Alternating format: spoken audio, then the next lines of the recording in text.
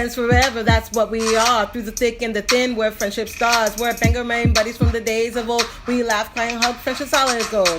My soul code ever started a year ago. We share our stories and your stories were told. 80s, 90s memories that give us glee. And on the block party shows, NKOTB. Now our friendship circle has grown by far. Hashtag friends forever, that's what we all are. Boom. And if you don't know, now you know. My soul code whatever for life. Hashtag MSCW. Hashtag friends forever. Yeah.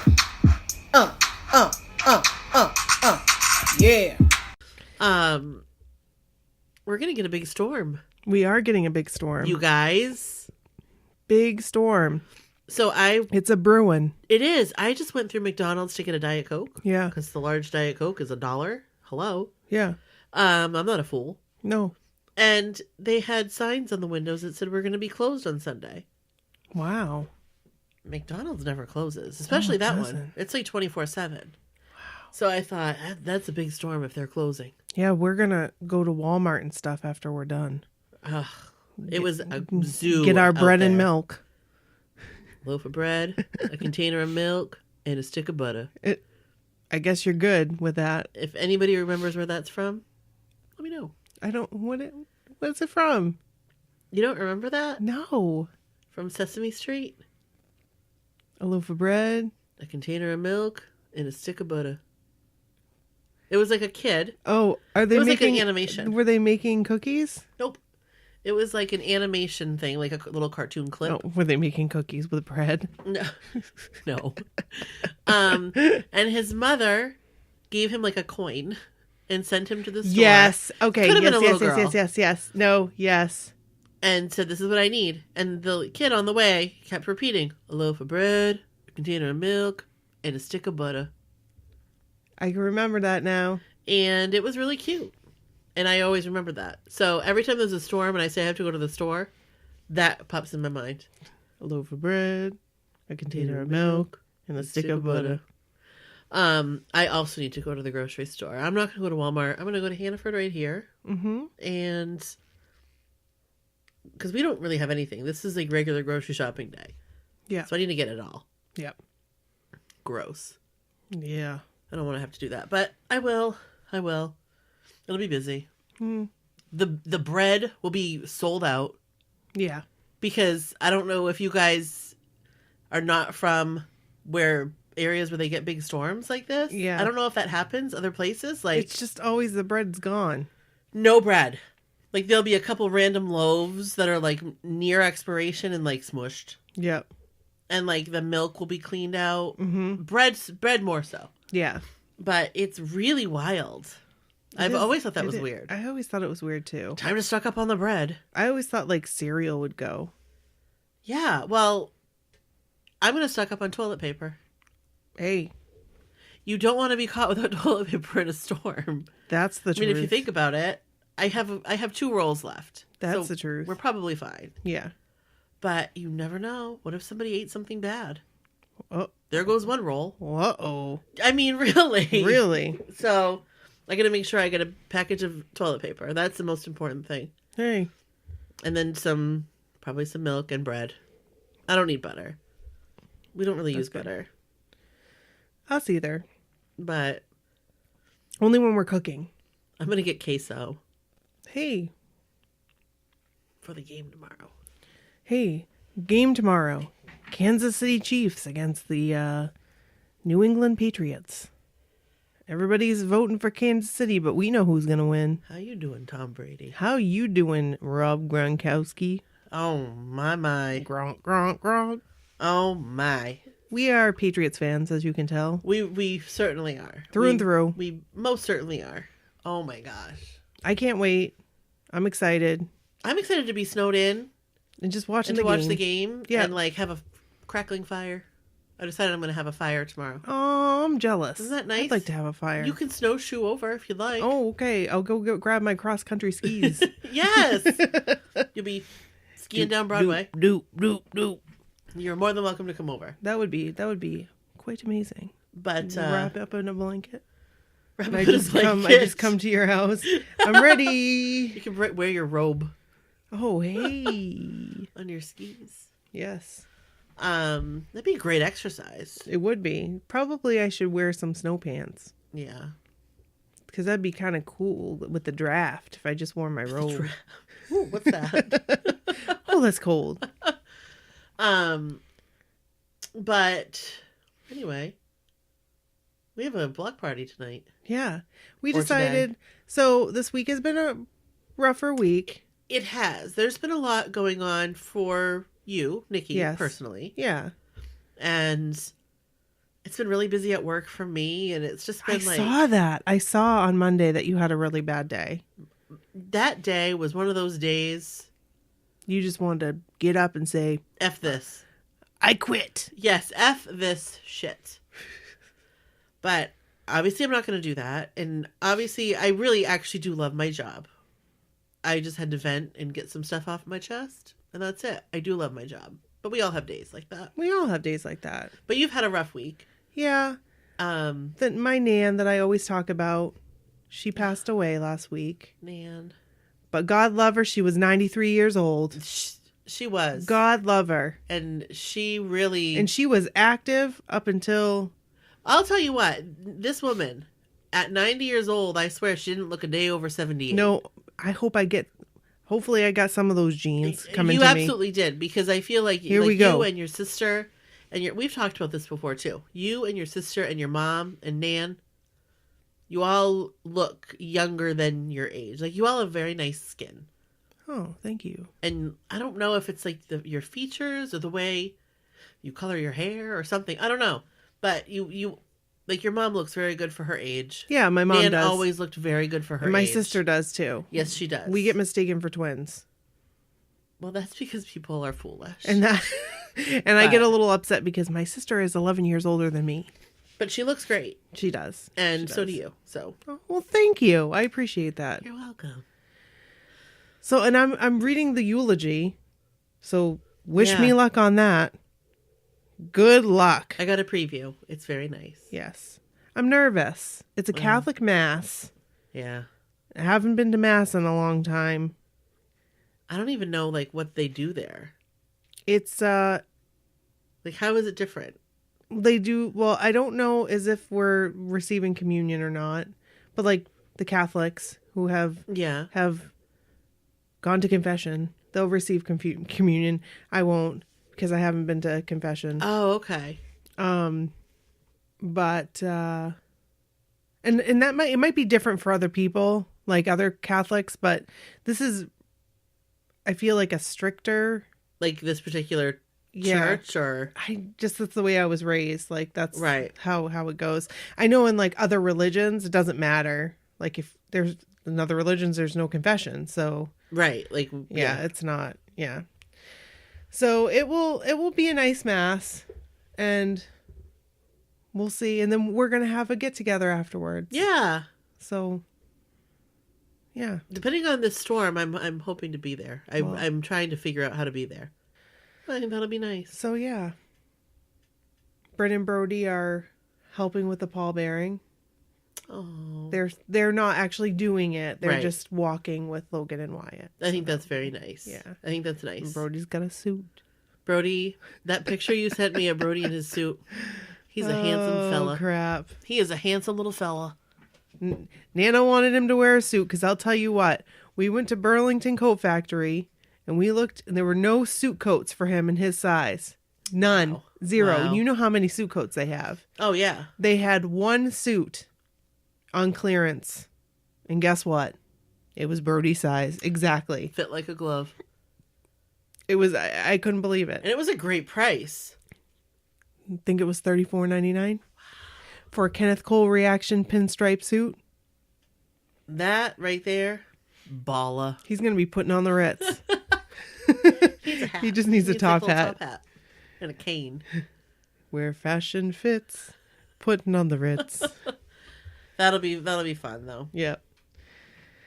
So So yeah, so this week I'm excited to do a block party yeah, because, you know, it just makes me feel good Makes me feel good inside. Gives us those warm, fuzzy feelings. I've been messaging Donnie Wahlberg. And I almost want to read them out loud. Read them. These are the messages to unread messages to Donnie Wahlberg. Okay. We don't know if they're unread. Part one of this 2-part series. No. These are the kind of messages that I send Donnie Wahlberg. First message. I have so much love for you, Donnie Wahlberg. So much love. Heart emoji eyes. Cry emoji. Heart emoji eyes. Hey, Donnie. It's me, Nikki. We are having a BH sleepover weekend next weekend in Old Orchard Beach. We would love to have you join us. Oh my gosh. Oh, I gave him the address. Stranger things have happened. We are here now. Hey there. Hope you're having a great day. That was on July 27th, 2018. Okay, August 14th. Just want to thank you for all those meaningful tweets you put out there in the universe. Your positive words of affirmation and strength have helped me through a trying time. You've helped me realize I have the strength within to get through this. Brooke's laughing at me. The next day, I wrote, and if the universe graces us with tickets, I will see you in New York. So this was right before the Apollo show. And guess what? Then on October 1st, I wrote, can't wait to see you in New York. Let the countdown begin. Then on October 4th, I wrote, it's almost time. Then on October 9th, I wrote, just want to say it was so amazing meeting you Saturday at Wahlburgers. Thank you so much for making us feel so special. Can't wait to do the podcast episode with you. The show was beyond words. I'm pretty sure my heart exploded. And then seeing you at the Today Show, my cup is overflowing. Thank you for every little thing that you do. Every October little thing 9th. he does is magic. Seriously cannot wait for the podcast episode. October 9th. Later that evening. October 12th. 6 more days. Oh Exclamation my point. gosh. October 24th. Thank you for some of the best memories and moments I will forever remember. October 24th. November 11th. You give me life, Donnie. Just wanted you to know that. When I'm in a bad place or feeling sorry for myself, your words of wisdom snap me out of it. Thank you for helping me understand that I can't be who and where I need to be until I start loving myself. It's truth. It is Hashtag true. truth. That is true. Then I wrote, it's not easy, but the love and encouragement you pour out to us every day makes it easier. Then I waited a whole nother month. December 1st, I wrote, thank you for the birthday wishes. You made my day. And then I didn't say anything until this Thursday. This past Thursday. Wow. Yeah. It's been a while. That has been a while. And I said, thank you for doing what you do. You make my days a little bit brighter. Then I wrote, yesterday, how are you doing today? Do you have a busy day planned? Looking forward to the weekend? What the hell? And then I wrote, I wonder if you've read these messages. And then today I wrote, I'm guessing yes, but you're super busy reading everyone else's messages too. Oh my gosh. And those, my friends, are I'm not going to say unread messages, but unresponded to messages to Donnie Wahlberg. Thank you. Is hilarious. And maybe we'll make this like a little spot that we do every once in a while, and I'll read you the other messages that I send to Donnie Wahlberg that are unresponded. That makes me laugh though. So I love it. I'll send some more. I'll send some Maybe more. I'll send some. Maybe I'll send some. Well, I can't send an H toward night because he doesn't follow me. I feel like Donnie would respond if he had enough time. Well, sure. And Danny too probably only responds when he has time. I mean. Yeah. Maybe I'll have an update. Maybe Donnie will respond. And I can be like, hey guys, remember when I was telling you Donnie hadn't responded? He responded. He did. Hey. He sent me a thumbs up. What in the world? He sent me a wink. He sent me the blush emoji. Oh, man. All right. Are we going to start this? Are we going to start this party? Let's start the Start party. the block party. Hey. Ooh, hey, ooh. Let's do this. Let's That chair. Can you hear it I can. on that thing? Yeah, a little bit. It's okay. Let's intro. Do the intro!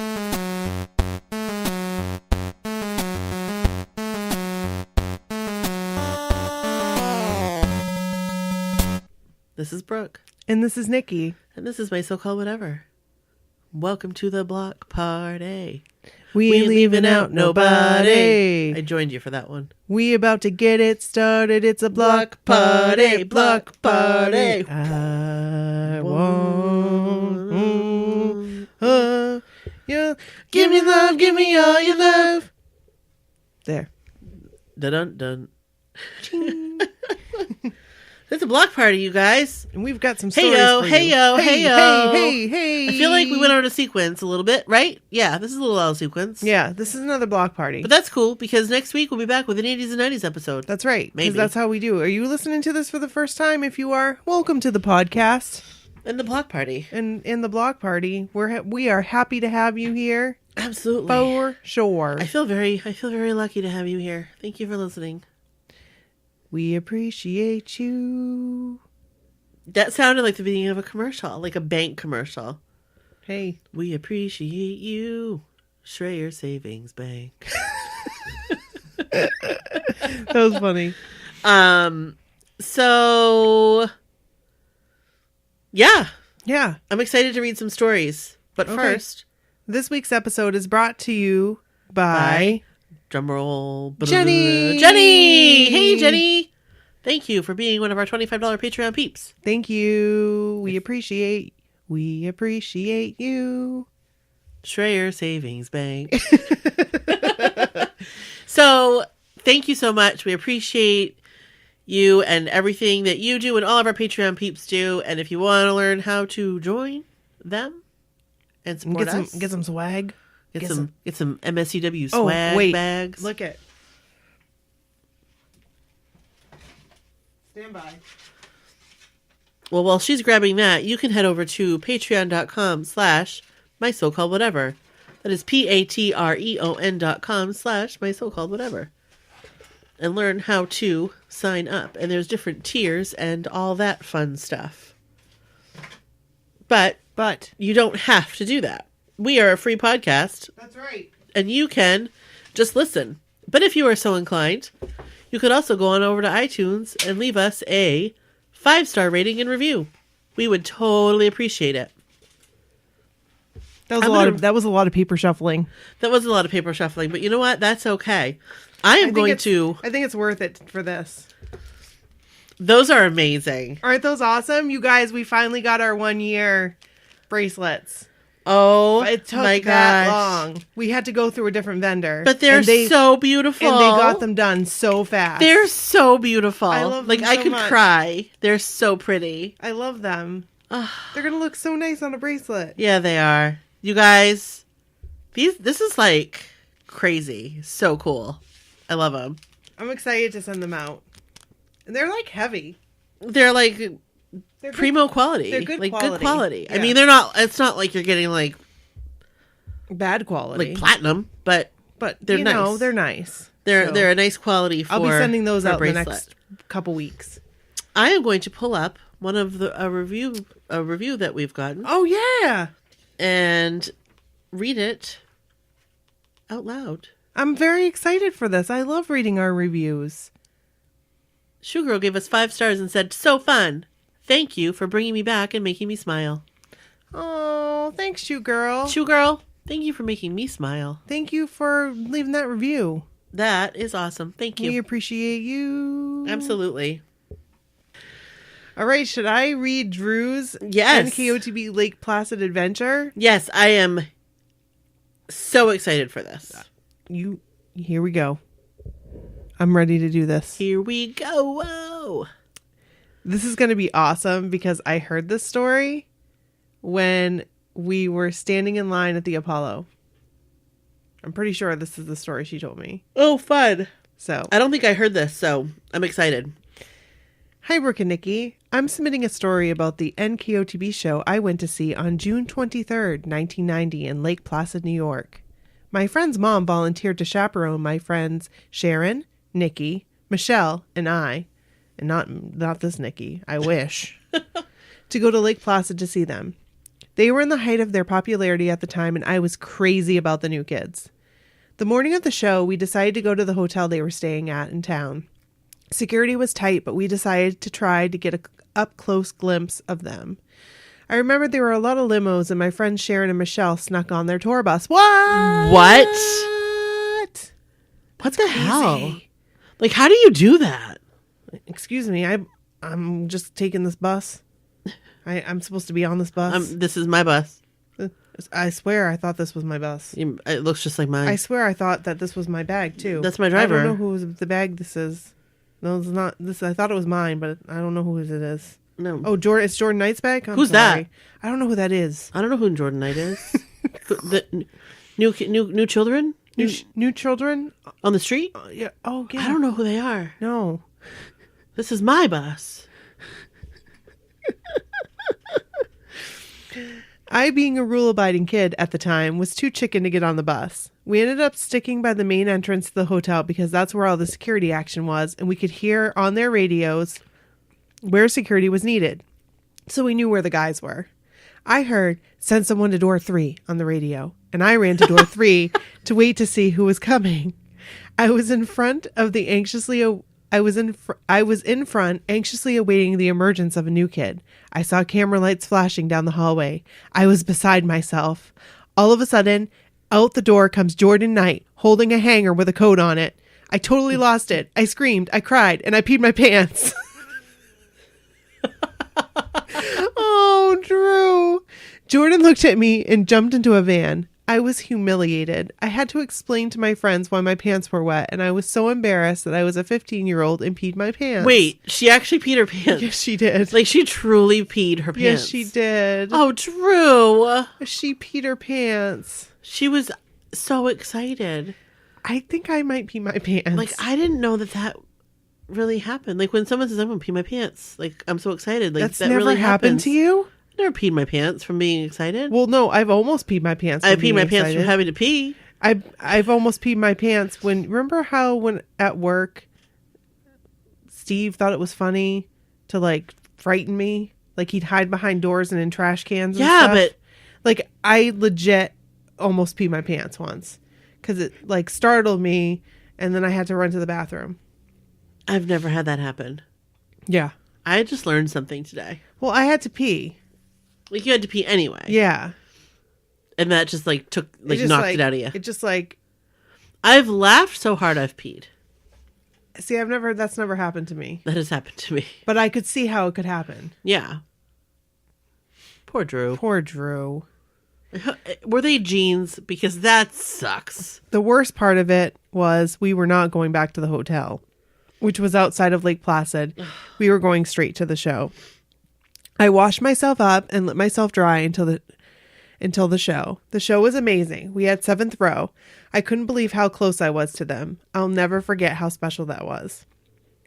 After the show, we decided to go back to the hotel and get another glimpse. Donnie was on the balcony talking to fans. I was getting pushed in the bushes by a mob of fans. Donnie was throwing out towels, shirts, even toilet paper for the adoring fans below. Toilet paper? Hey. At one point, Donnie noticed I was getting pushed into the bushes and called out, "Hey, you, girl getting pushed into the bushes. This one's for you." The crowd started making a path to me. Could he actually have been pointing to me? He threw a towel. Some other girl took it, but I managed to get some of the strings. It was so special. My parents and siblings picked on me for years about the strings I had from the towel and the piece of toilet paper I managed to snag. I feel bad that another girl got it. Yeah, that's not fair. He was pointing to you. You. That was your towel. Hey, you, Drew. You getting pushed in the bushes. She could still be using that towel today. This one's for you. This one's for you. Drew. Ding, ding, ding, ding. Ticka, ticka, ticka, ticka, ding. Isn't that from Milli Vanilli? Ding, ding, ding, ding, ding. Ding, ding, ding, ding, I don't know. I didn't really like Milli Vanilli. Baby, don't be shy when I'm holding your hand. Because the time goes by, you got to understand it's true. Can I dance with you? Yeah, I'm not familiar with that song, Okay. but apparently you are. I'm I'm gonna take your word for it. I don't know if those are the words or not, but Oh, hey. they sounded pretty good to me. My friends met Dick Scott, their tour manager at the time. Sharon told us that we had been invited to the meet and greet the next morning at the hotel. She said we had to be there at 10. I kept asking her if she was sure it was at 10 because I thought someone had said it was earlier. We got there at 10 the next day and they had left already. We completely missed the meet and greet. I never forgave Sharon for that. Overall, it was a weekend that I'll never forget.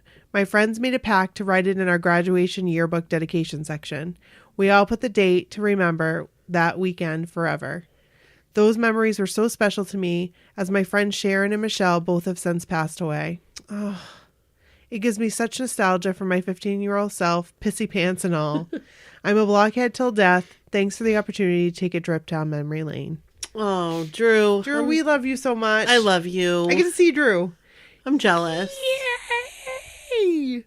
I get to see Drew, and I get to see Jess. I know. My two 70s night buds. They are so cool. I love them so much. We had so much fun on 70s night. Oh my word. 70s night was a ride.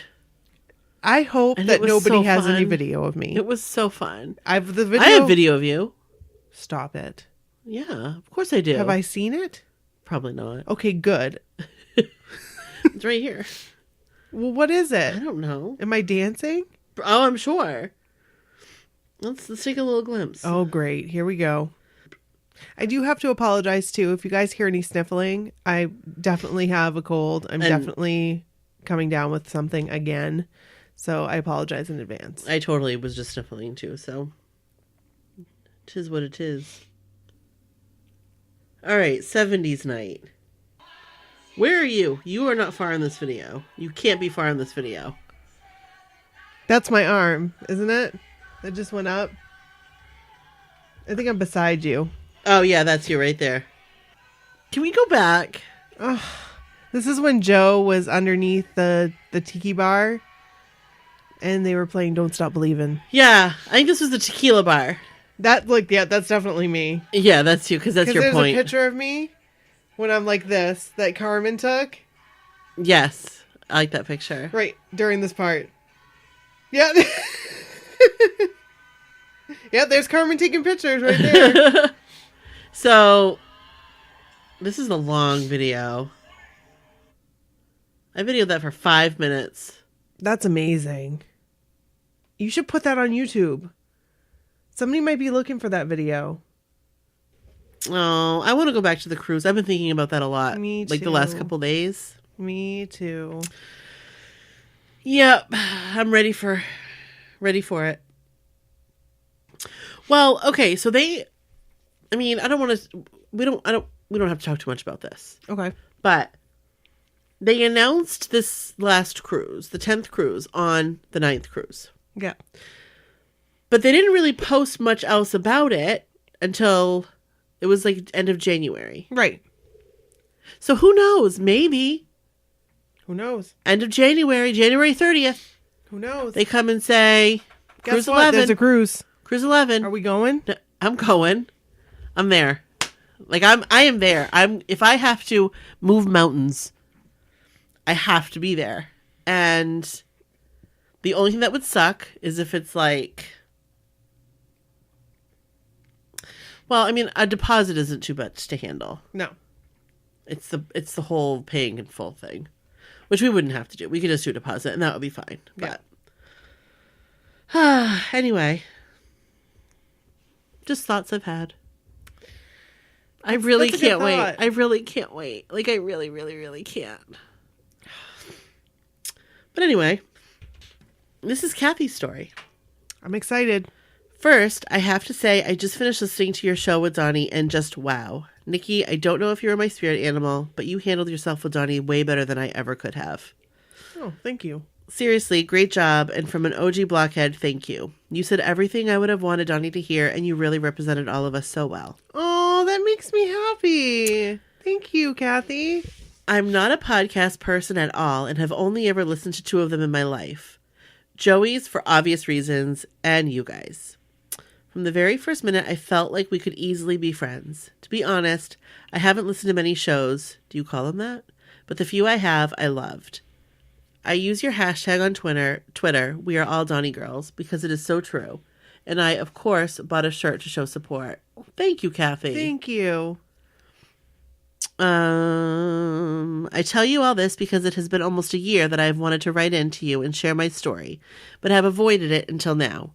To say my life has been rough is an understatement, and I have never wanted to come across as if I'm using my hardships to get attention. Something about listening to you guys talk to Donnie changed my mind. I keep hearing this voice in my head saying, what if someone could use your story to help in their own life? So you can use or not use this, but I felt the need to tell it, and here it is.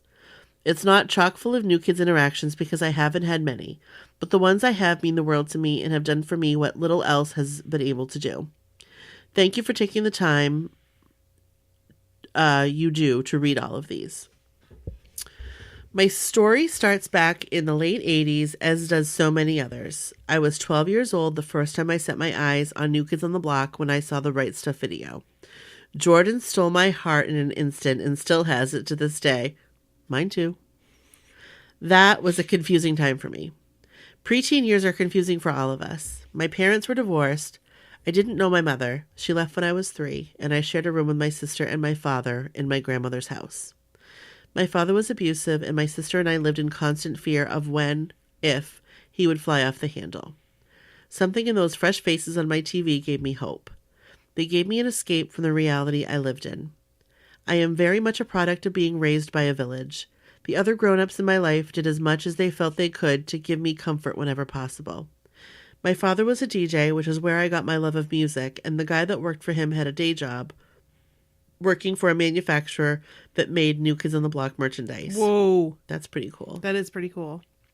He was able to take samples, and since he didn't have any kids of his own and knew how much we loved the guys, he would bring us new items every weekend. So I, like so many of us, had the corner of my room plastered with posters. I had the phone and the big buttons and numerous other things. I didn't have the bedding. That was expensive and made by another company. I felt so lucky because I knew how easily it would have been for me to have none of it. I had a Walkman and listened to Hangin' Tough nightly.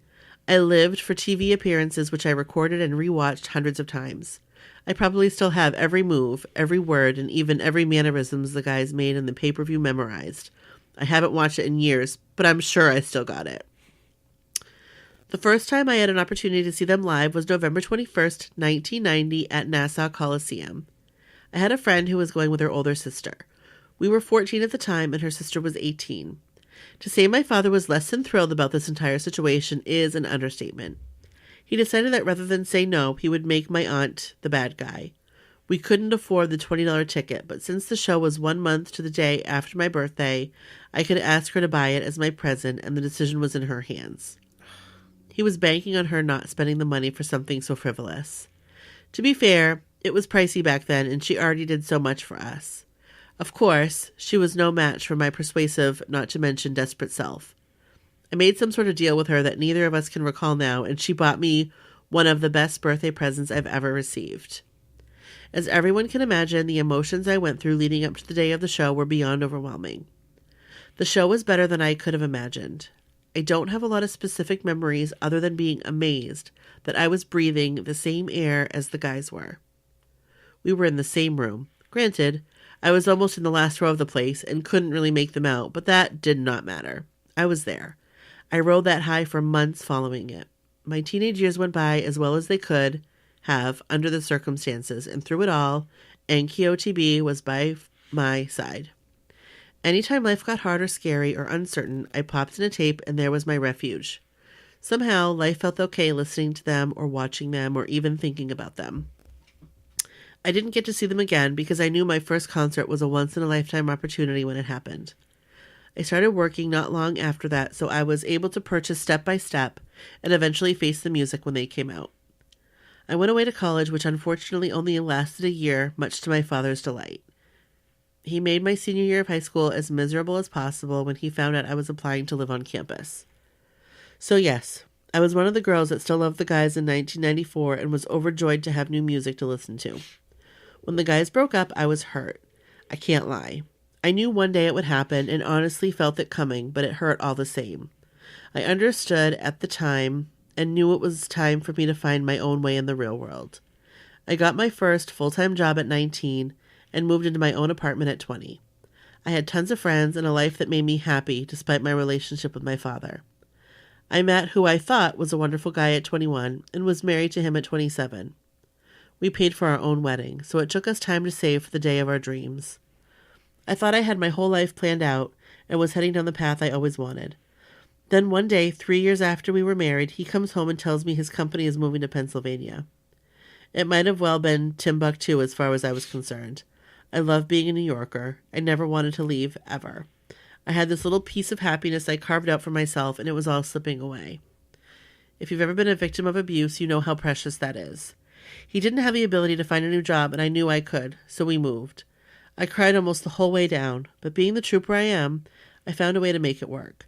I even found a way to be happy. 2 years after moving, we decided it was time to buy a house and start a family. We were successful with the first, not with the second, which turned out to be a blessing. But before that 2008 came around, I started hearing rumors about NKOTB getting back together. I went to their website and saw what every other diehard fan saw and nearly lost everything I had been holding together. I screamed and told everyone I knew what was going to happen. Not a single person in my life at the time cared, but I told them anyway.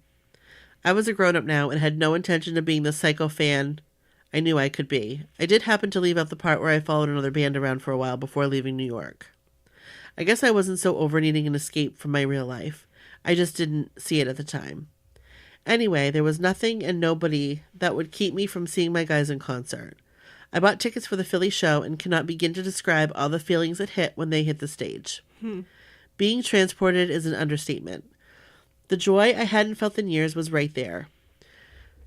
Since I was in charge of buying the tickets, I was slightly closer this time, but not much. I had more fun that night than I had in years. I felt alive again. I had forgotten what they brought into my life.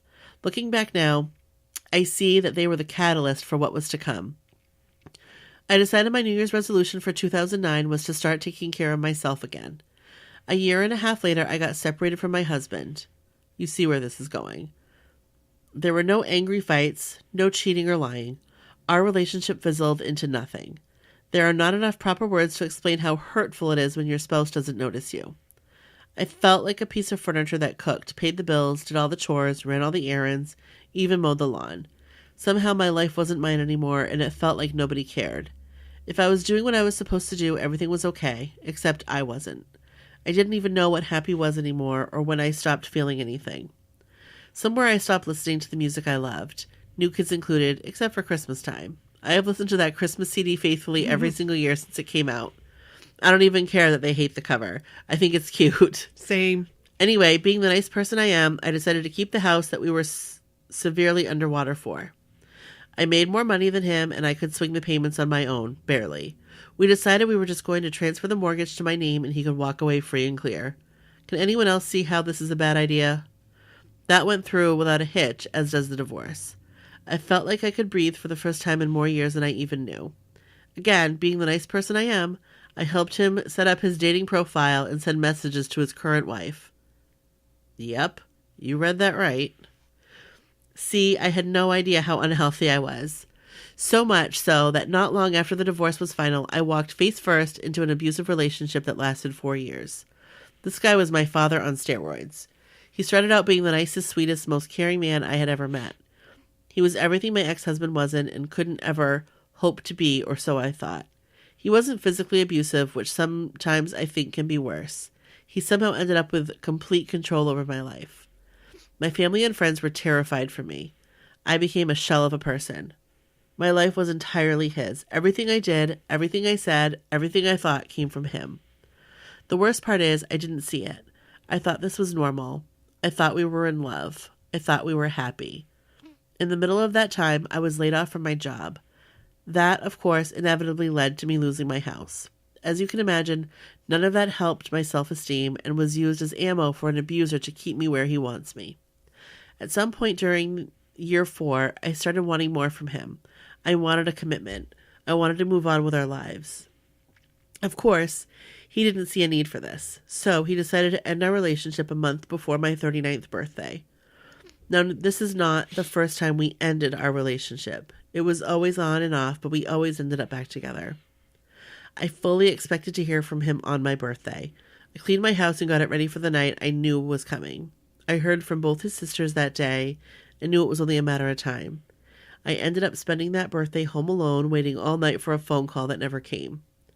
Somehow I managed to explain that away and still hoped he was going to show up the next day and the next week and even the next month. One day, not long after that, I found out a girl at work was going through a divorce with a man she called a narcissist. I didn't know what this was, so I looked it up. I found an article that I thought was going to be helpful for her, but as it turned out, changed my life. Right there in black and white was a detailed description of my entire relationship for the last 4 years. I didn't get upset. I got angry. I wasn't special. I was a statistic. You see, up until that day, I didn't even know my father was a narcissist. I had never gone to therapy. I didn't even realize how much work I needed to do on myself. I wish I could say that was the day I turned my life around, but it wasn't. It took me a few more months to get over the shock and disbelief. I started reliving my life up until that point and realized all my friendships, all of my relationships had been built on this dysfunction, and the common denominator was me. That was when I started my self-help journey. I went back to my 3-year-old self and my very first traumatic memories. I learned how to write and how to listen to myself. Oprah taught me how to be grateful. If you ever do one simple thing for yourself, do a gratitude journal. Everything else falls into place when you learn how to be truly grateful for every little thing. We are now in May of 2016. I have been living in this bubble of pain and release for 6 months, and one day looked at myself in the mirror in horror. I didn't know who that person was. I had gained so much weight, I didn't recognize myself. I went to the doctor, and the report was not helpful. I was pre-diabetic, I was put on blood pressure medication, and had all sorts of other things looming if I didn't make a change. I was 39 years old and way too young for all of this. That was a wake-up call if there ever was one. I decided the only way I was going to lose the weight I needed to lose was surgery. A drastic step, I know, but sometimes that's what it takes. Now you may be wondering where the new kids were during all of this. Honestly, I have no idea. I was so wrapped up in fixing myself, I wasn't paying attention to them at all, which I think is a good thing. I wasn't looking for an escape this time. So I spent the next 6 months of my life preparing for surgery. My 40th birthday came and went, and I spent that one at home alone again. My family couldn't make it that weekend, another long story, and I had no friends. I pushed them so far away during that last relationship, I didn't think I could salvage them. So fast forward to April of 2017. I'm 4 months out from surgery and down about 60 pounds, and all of a sudden here New Kids are touring.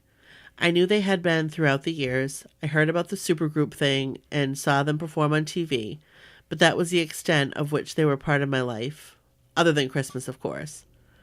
I had already bought a ticket to see Luke Bryan by myself that September. That was what I thought was going to be the first time I go to a concert by myself. The New Kids show near me in Philly was in 2 months. I asked my sister to go, but she declined because they were never her thing. She went along with it when we were kids, but it ended there for her, so I was stuck. I knew I had plenty of time to mentally prepare to go see Luke Bryan, but this was only 2 months away. I was going on vacation by myself for 4th of July, and again had time to prepare before I made that decision. Then that little voice in my head told me to just do it. NKOTB was my very first ever concert. They should absolutely be the first one I attend alone.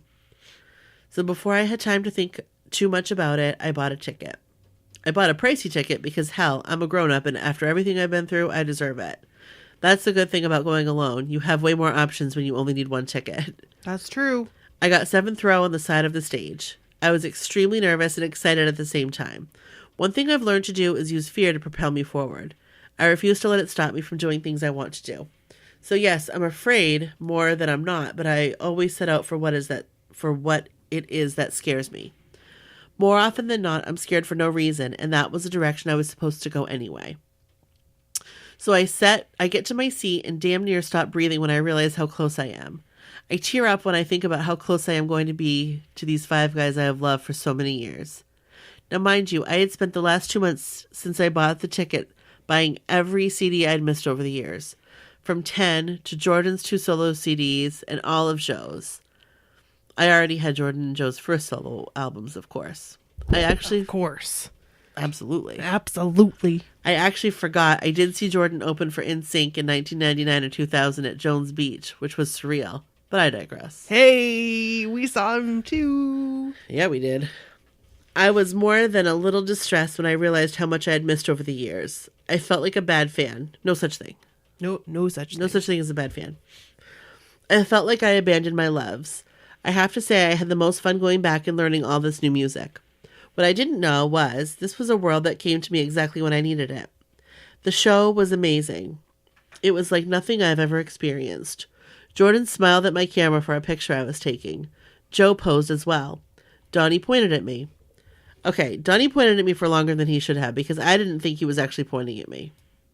You see, the seat next to me was empty, and it was pretty evident I was alone, and when he did it, I, of course, turned around to see who he was pointing at. When I turned back around, he was still pointing to what looked like me, so I awkwardly pointed back, and he smiled and winked at me and then moved along. Oh, Donnie Wahlberg. Donnie, see, he takes a moment, He does.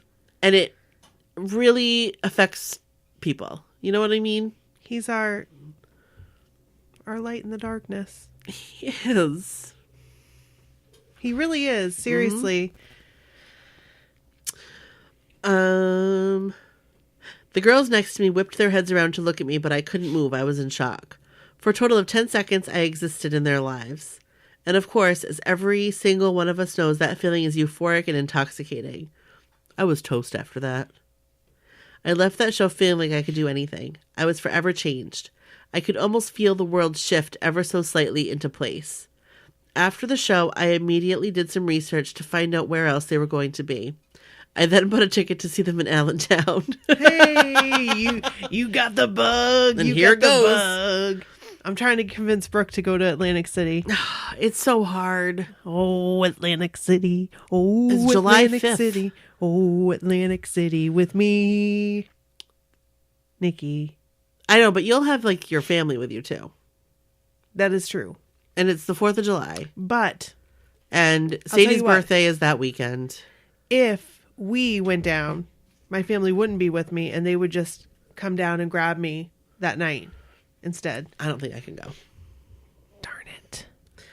This Think time about it. Think about it. This time one section over, but the first row. I just knew that was Joe's section, but tried not to think too much about it. That night, I met my first new kid's friend, Deb. She is also a Jordan girl and is raising a second-generation blockhead, who were both sitting right next to me. Block party starts, and eventually here comes the guys. Joey jumps up on the barricade to our section, and I know I almost died right then and there. Hey, I would too. That song ends. He looks over and sees Deb's daughter, and of course is immediately drawn to her. They start singing Tonight, and he stops right in front of me and takes my hand. Yes, that is Joey McIntyre singing to me. All I remember thinking is how beautiful his blue eyes are, and then he winks at me. And what do? I let go. Yep, that's right. Here is this once-in-a-lifetime moment, and I got flustered and let go of his hand. After he gave me the strange look, he moved up on the section, and I lost focus. Oh. Well, it happens. I'm pretty sure my new friend was freaking out happily next to me, but I was concentrating on staying upright. To this day, I'm still friendly with Deb. She is one of the nicest people ever. That was also the night I found out about the cruise. This was to be the 9th one, and I had no idea about any of them. And of course, there is this little voice again. Go, it says. You've got to go. You've got to go. Everything happens for a reason. Just go. This time, however, I'm putting my foot down and not spending that kind of money. I only had a limited number of vacation days left since I just went away. Of course, the money is a major factor. I live alone. I have rent. I did some research and found out about Rock This Boat. Honestly, after watching the first season, I said, nope, not for me. But the damn voice wouldn't go away. It got worse. I hear it. I hear ya. I hear ya. Me too. In the interim, I'm just trying to get through each day. Living in Philly is hard for me since I don't have a lot of friends and only my sister who lives an hour away with her husband. And she's pregnant, so life is changing exponentially for her. I then watched the second season of Rock This Boat and started thinking, maybe it's not so bad.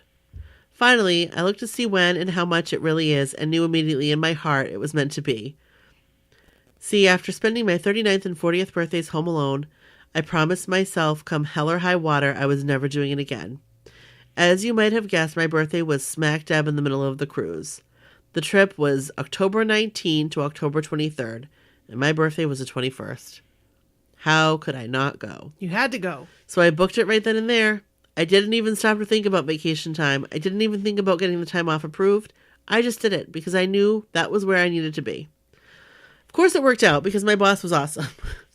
She was going on vacation that week, but agreed to log onto our system the last 2 days to complete some things for me so I could go. As anyone who has ever gone on these cruises knows, it becomes a whirlwind of theme nights and preparation.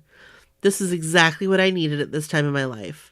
I was navigating a new world after having surgery, learning how to eat, losing weight, and becoming a whole different person. I started saying yes to anyone that asked me to do something. I got closer to a couple women at work that are now lifelong friends. My aunt sent me a gift card to buy myself some new skinny clothes. My family was overjoyed, if not a little worried, about me getting on a plane and literally going to another country by myself, but mostly happy. If I would have told myself just a year prior what my life in 2017 was going to look like, I wouldn't have believed it. I joined a bunch of new kids' Facebook groups and started talking to people and learning all about how this works. I was quite nervous about doing this by myself, but the more I read in these groups, the better I felt about it. Everyone here has the same love I do. So many people were so knowledgeable and helpful. I did roommate match and met my second new kids friend, Teresa, from California. I cannot rave about how nice everyone I came across was. My suitcase never made it on the ship. What? What? So all my theme night stuff, not to mention most of my clothes, hung out in New Orleans for the weekend. Oh, that sucks. No. Everyone I talked to gave me extra theme stuff, bought me a drink, or just had a hug or encouraging words. I was upset, but decided not to let it ruin my time. That's good. I'm so sorry. Oh, I made the best of it, bought some clothes on the ship, bought a bathing suit in Mexico, and did 4 loads of laundry in one weekend. Oh. None of it got me down. I was on a boat with my first loves and 3,000 new best friends. What's not to be happy about? I laughed and smiled more in those few days than I feel like I ever have in my life. This for sure is the real life love boat. I met the guys and got hugs from all of them, then promptly walked out and cried my eyes out. The girls in my photo group, also now friends who I'm crazy about, were all so kind. They gave me hugs and were truly happy that I got to experience that. I met my next new kids friend at Joey's meditation event. I love you, Joe. That was a bit much for us. We managed to stay quiet for 30 seconds, and now Jasmine and I are friends for life. I met my next new kids friends in Mexico, Jane and Lashana. Thank you, Jane, for not being able to feel your face. That would shape next year's cruise. I just didn't know it yet. If you need to convince people to go on this cruise, just ask me. I cannot gush enough about it. I went knowing not a soul. I left without a single selfie, but with a whole bunch of awesome people. I'm hooked for life. About 6 months after the cruise, I decided to move back to New York. It was one of the most terrifying decisions I have ever made. This is the first time I made a major life decision simply because I wanted to, not because I had to or because of some other circumstances. Moving back is no easy task. Cost of living is double what I'm used to, and I still have to handle it on my own. I did decide to go on Cruise 10 while still on Cruise 9, so that was a no-brainer. I got lucky on booking day. Don't ask me how. It wasn't me. You all know the nightmares. Somehow I booked my cabin in the first 10 minutes, then got back in and booked Lashana and Jane's for them as well. Unfortunately, Jasmine didn't make it to this one, but promised she'll be on the next. So this year, most of my time between booking the cruise and going was spent planning, applying for jobs, and interviewing in New York. I started spending more time with family and friends I hadn't been close to in years and rebuilding relationships I thought I lost forever. As luck would have it, I found a job at the last possible minute to get out of my lease and started that job the week after the cruise. I was nice and gave my company a month's notice and had my last day the Friday before. So yes, I went on the cruise, came back to work for 3 days, spent the weekend packing, and drove up to New York Sunday night to start work on Monday. Whoa. Wow. My head is still spinning from that fiasco. Anyway, I'm getting ahead of myself. This year I went down to Miami a day before the cruise and made plans to meet up with Lashana and Jane. This year's roommate I found on Facebook before booking, and we got along so well we booked together and spent all those months getting to know each other. Maria is my newest New Kids friend and a wonderful person. Maria was getting in later, so we didn't meet up until bedtime. In that first night, I found out why it was that Lashana and I needed to get on the ship. We are kindred spirits that I am convinced knew each other in a previous life. We are destined to get into trouble together for years to come. This year's cruise was filled with experiences I could take another 10 pages writing. From getting my first New Kid selfie with Danny before getting on the ship, to getting one with Joey at Sail Away. From John stopping to talk to mostly Lashana, but me too kinda, and 2 Donnie selfies. That's awesome. Then Jordan, my love. There were interactions with him daily, which got progressively better, culminating in a selfie on my birthday at GPS. I mean, what? Whose life is this? I've cried many happy tears since then. Moving back to New York has been a challenge. My new job isn't all it's cracked up to be, so I'm now interviewing for another one, which is not what I expected to be doing at this time. It just goes to show that life isn't always how you planned it to be, but you can never stop living it. Never give up. Even when things look to be at their worst, don't give up. There were thousands of times I wanted to throw in the towel and crawl back into bed or just stop living altogether. Somehow I got through it. If I can go through everything I've been through and somehow be where I am and have experienced everything I've experienced, imagine what you can do too. And if all else fails, listen to New Kids on the Block. They have healing powers. Hey, maybe I'll see you on tour next year. Thanks for reading, Kathy. Kathy, that was amazing. Was crazy. You shared so much. You did. Personal stuff. And we appreciate that. And I think that what you said is 100% spot on. There might be somebody listening to this right now. Yes. That needs to hear your story because it's similar to their experience. Yes. And they need to know that there's a light at the end of the tunnel and it's not a train coming at them. Exactly. So, yep. Thank you so much for sharing that. Thank you, Kathy. That was amazing. Okay. Wow. That was just like, wow. Yeah. Okay. The next story we have is Jessica's 2 favorite guys. And this is a great story. This is a great story, Jessica. You know what you did. Hi, Brooke and Nikki. First of all, I want to say thank you for putting together a group of loving and uplifting people. It's truly a positive place that we can escape to get lost in NKOTB stories and nostalgia. You are most welcome. Anytime. Now, on to the story of my 2 favorite guys.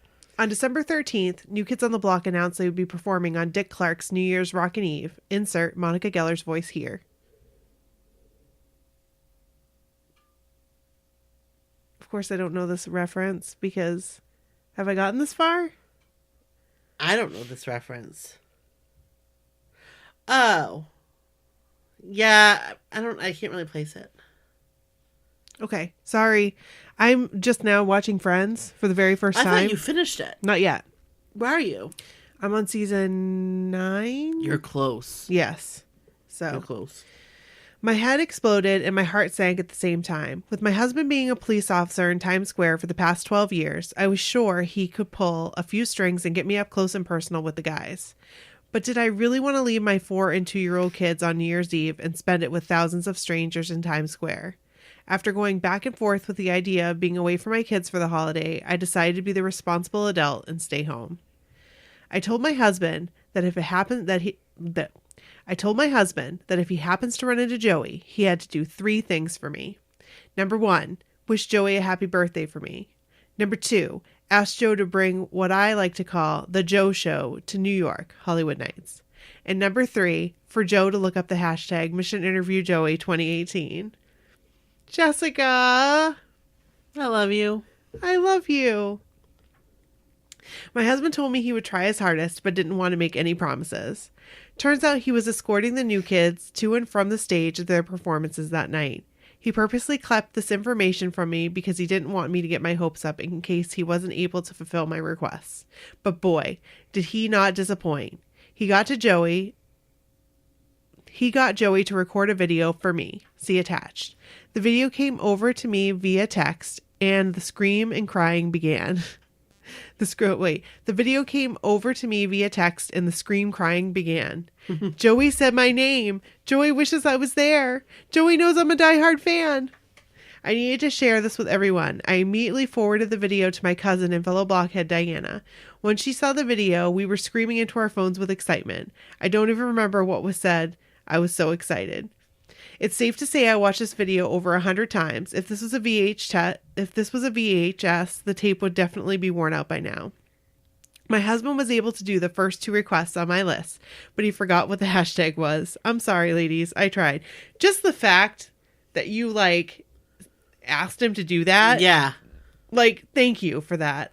And For by the real. way, I freaked out when I saw this.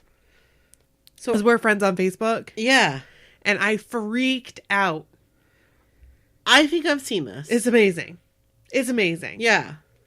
So you guys have to go onto our website and view the video, but we're going to play it here. I will forever cherish this video of my 2 favorite guys, as Joey puts it. Thanks for letting me share my story, Jessica. So here is the video. I'm going to cue it up. Hey Jessica, let me get some good lighting for me. You know I like good lighting. I'm wet. We just did look at me. I got crazy hair. Aww. But your 2 favorite guys are right here. Wish you were here, but it's rainy and cold, so it's best that you're safe and warm, and we'll see you everywhere. I guess you're a die-hard fan, so just wanted to say hi and Happy New Year, and we'll see you soon. Might I just say, may I just say, Jessica, that your husband is a very handsome man. He's a very handsome man. We love a man in uniform. That is the truth. That is the truth. So just want to throw that out there. Very Your handsome 2 favorite man. guys. 2 favorite guys are very handsome men. Very handsome men. I love the end of the video. Look at him smile. That's a genuine smile. Joey, this is so great. I love love it so them. much. Jessica, you're amazing. You're awesome. You Thank are you so awesome. much for sharing that. That was so great. I love it. I love So it. I cute. love it. I love it. All right, we have one more story. One more. And this is from our friend Alyssa. And I'm so excited because it's the 3rd installment. 3rd installment. Of OG NKOTB Stories Part 3. Holla. Hello. All right. Dear Brooke and Nikki. Hello, ladies. It's Alyssa again with the next chapter of my new kids' OG adventures. Yes. These adventures were literally life during my high school years. I just couldn't get enough, clearly. In my last chapter, I highlighted my highs and lows with NKOTB during the holidays and basketball season. In this story, I fast forward to preparing for the Magic Summer Tour in 1990. Oh yeah.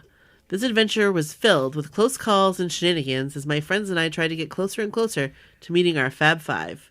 We moved from hopeless in love to major detectives to determine where the boys would be. Were you part of NKOTB CIA? Because if so, I would have loved to have been a Or part of that. NKCIA? NKC. That's good. I don't think I made it up. I think I saw it somewhere. Oh. So, this is New Kids OG Stories, Chapter 3, Magic Summer Tour, Come Hell or High Water. And I love how these are, titled. I do too. Sold out in minutes. Picture this. It's 1990. New Kids on the Block are bigger and better than ever. A ticket to any of their shows is the hottest ticket in town, and the Magic Summer Tour is announced. How in the world is this teenage girl going to score this ticket? She begs and pleads with her parents to let her spend the night in Sears and Roebuck Strip Mall to get in line the night before the tickets go on sale. Hashtag fail. Her dream is crushed, well, at least for that moment. The big fat no I got from my parents to spend the night before the tickets went on sale at Sears was just the first disappointment in this tour experience. The second was the actual day tickets went on sale. Even though I got to Sears early, the line stretched from the doors at Sears all the way down to Zayre's. Zayre's! Was this only a main store? I think so. I think it was like a Northeast New England thing. Which was essentially the whole strip mall. I was somewhere in the middle of that line, but still very hopeful that I would get those tickets. I just had to get those tickets after having a magical experience, pun intended, with the boys the summer before at OOB, and then missing the concert at the Cumberland County Civic Center during last Christmas due to my basketball commitment. That day it felt like the wait was forever. The only way I can explain the feeling is comparing it to our experience today as we sit in front of our computers waiting for that long minute heard round the hashtag BH Familia between 9:59 a.m. to 10 a.m. when tickets usually go on sale. Anywho, as the doors to Sears opened, the adrenaline came rushing fast. However, the line barely crept forward. It couldn't have been more than 5 or 10 minutes and the concert was sold out. There I was, having only moved up a few feet in line. I was empty-handed, no tickets, no Magic Summer Tour. Hashtag FOMO. FOMO. I don't know what that means. Fear of missing out. Oh, FOMO. My heart was torn out of my chest. I'm so excited I know something that you don't know. What? FOMO? I'm so excited. I have FOMO. I have severe. I never knew that there was a name for that. Yes. That's why I can't sleep at night. I have severe FOMO. That's why I can't sleep, because I'm Even afraid. when I was little, that's the reason why I was afraid I'd miss out on something. That was I've had that my whole life, like ever since I can remember. You have FOMO. There's a name for that now. I thought, like, I've seen that hashtag and like around. I thought it was something like inappropriate. Oh. But I didn't know what. You know what I mean? Like one of yeah. those things. Like, I'm not hip with the kids. And they're talking about, like, bad things. All I could think to myself was, this is not possible. My only hope at that point was that one of my friends ahead of me in line got them and that she would have one for me and all of our other friends. Seriously, basking in disappointment and defeat, I slowly looked up and noticed Misty, our posse's Joe girl, creeping toward our group looking bewildered, but with a huge smile smeared across her beautiful face. All she could say was, I got him. I really got him. And they are in row B. It turns out Misty's parents had agreed to let her spend the night at Sears. She was right in the beginning of that line. Misty scored the motherload of tickets we were all dying to get. If I'm remembering it correctly, she was able to get 6. Misty's sleepover saved the day. Misty, Amy, our Danny girl, A, our Donnie girl, S, our John girl, and I, our Jordan girl, would be having a magical summer. A's amazing mom would be our chaperone. July 26, 1990 at OOB Ballpark couldn't come fast enough. Do you want me to read the next part? Sure. We'll switch off? Okay. Oh, I got so excited that I kicked over the microphone case. The Sinesta, is that how you'd say it? Sinesta. Oh, the Sinesta Hotel.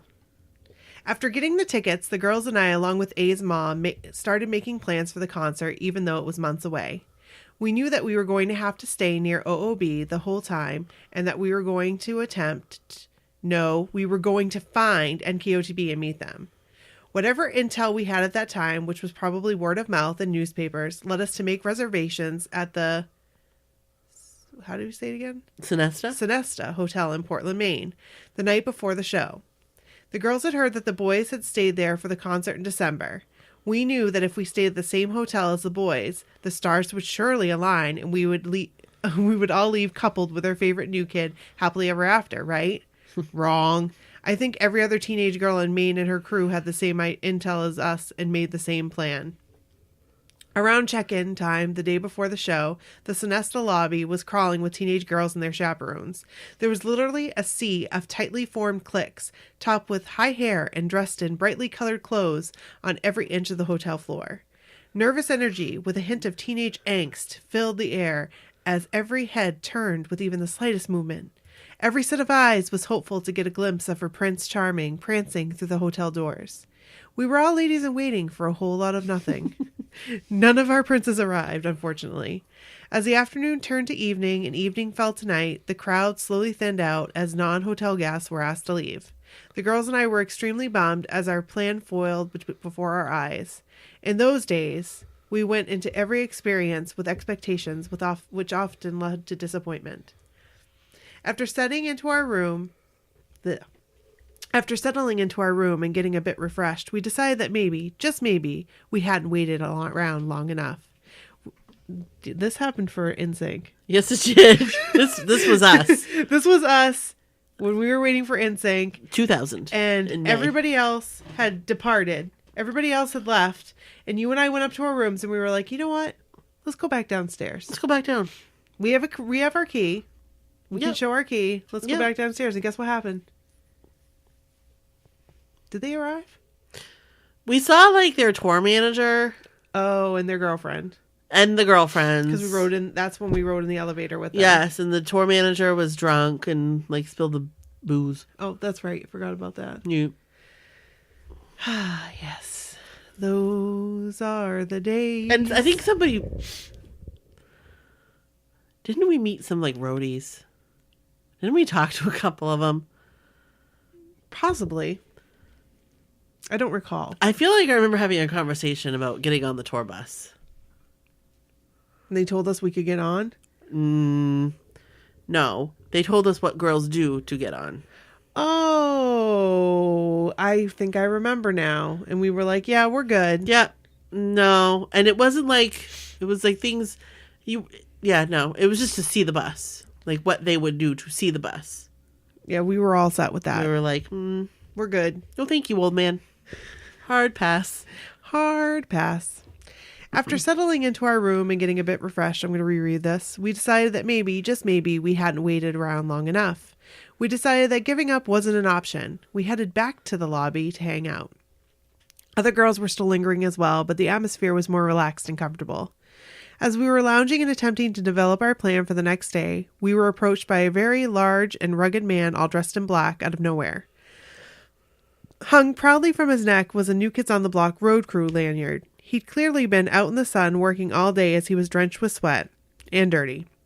As you can imagine, our antennas shot up when we noticed the lanyard. Smiling from ear to ear with a Santa Claus-like demeanor, this burly man introduced himself to us as Heavy J.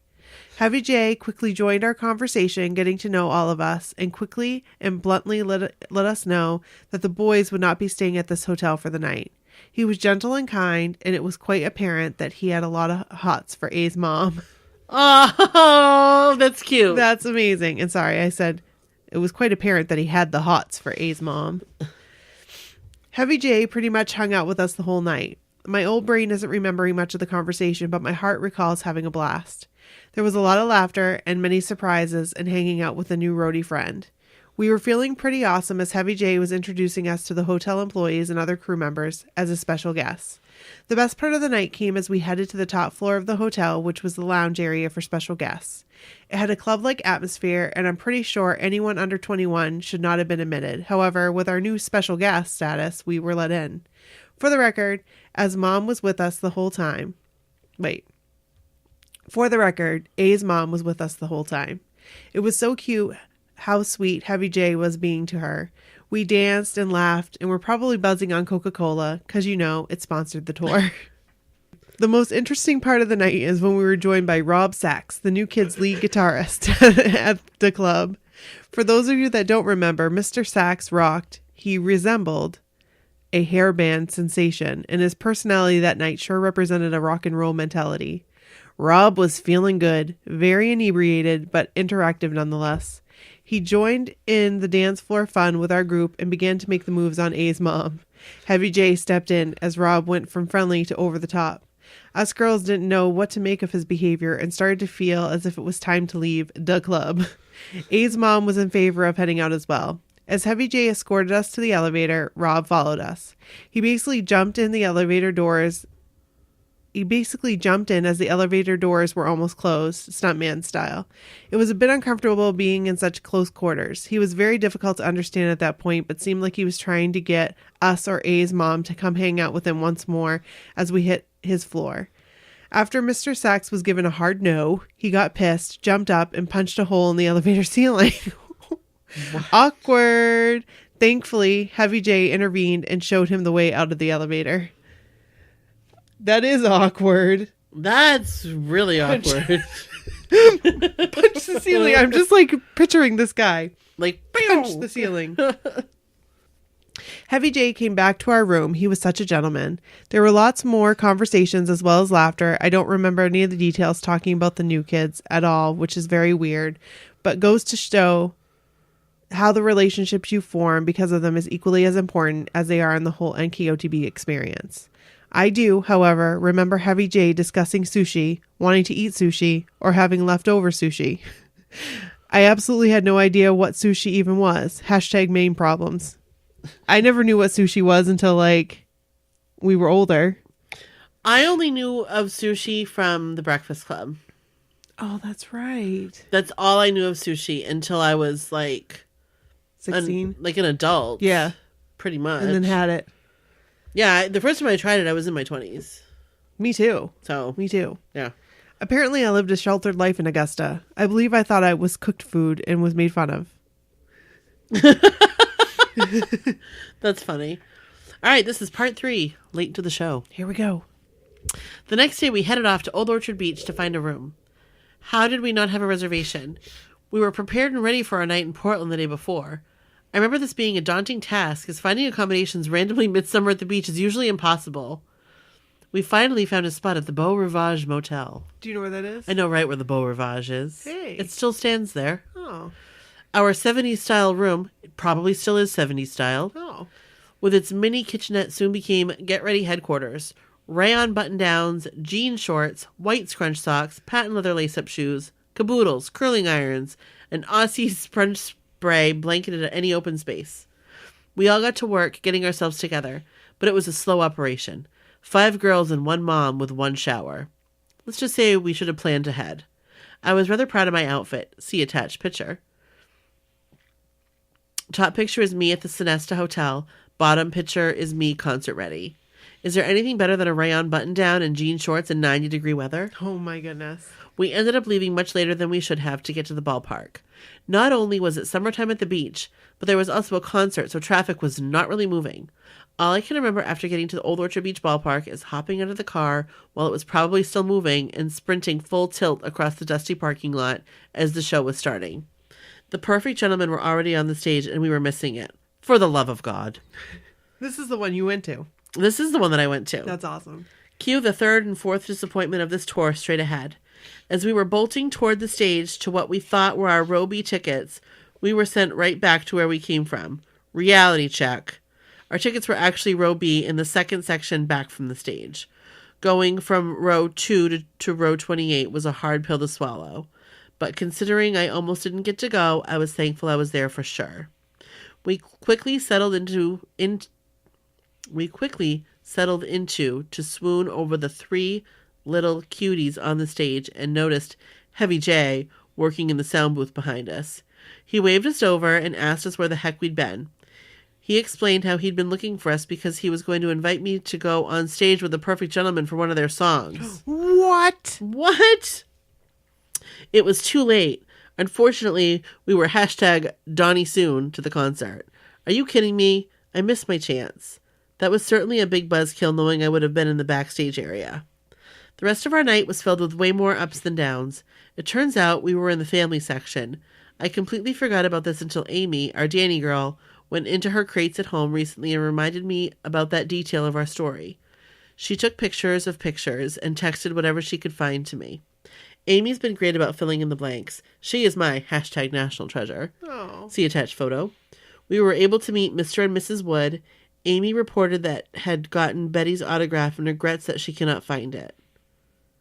We met Alma, and we think the McIntyres, or at least Mr. Mac, was there. See attached concert photos. Young Alma and a few of the guys. Amy and I weren't sure if they were the Christmas concert photos or Magic Summer Tour ones. Although I don't remember specific details about the concert itself, except for singing, dancing, laughing, and fangirling, each and every moment leading up to the boys taking the stage is ingrained in my mind. It was certainly an experience that I will never forget and almost never happened, given those dreaded few moments outside Sears. It's actually pretty awesome when you begin to put